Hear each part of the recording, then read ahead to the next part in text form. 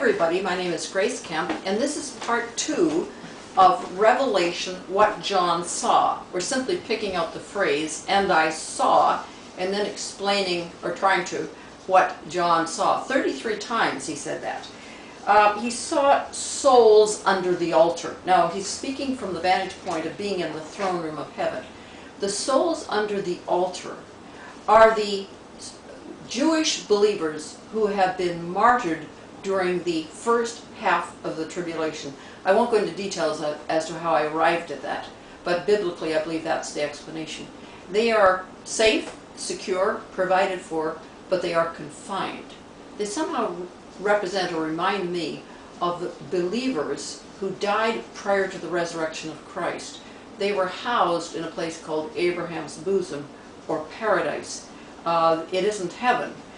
They were provided for, comforted, and safe. But when Christ died, his spirit descended to Sheol, and he released those captives, and they followed him into heaven, the first fruits. They followed him, the captivity, he led captivity captive. These under the altar are those early martyrs, and they're not released till all the martyrs have arrived in heaven. And then he sees 4 angels on the 4 corners of the earth. That means the 4 corners of the earth represent the entire earth, its inhabitants, and all that it has.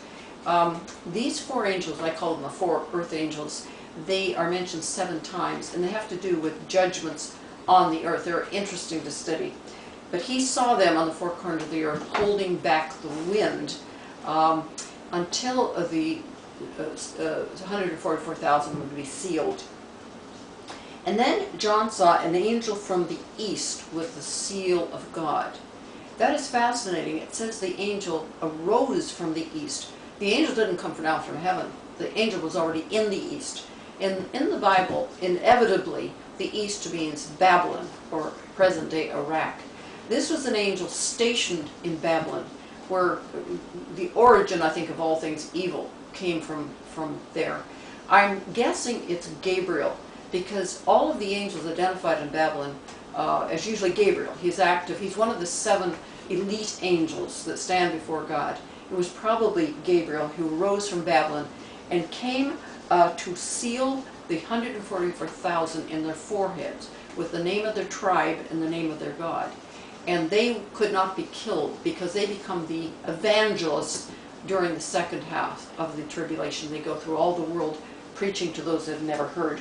So John saw that angel rising from the east. He also saw 7 angels with 7 trumpets.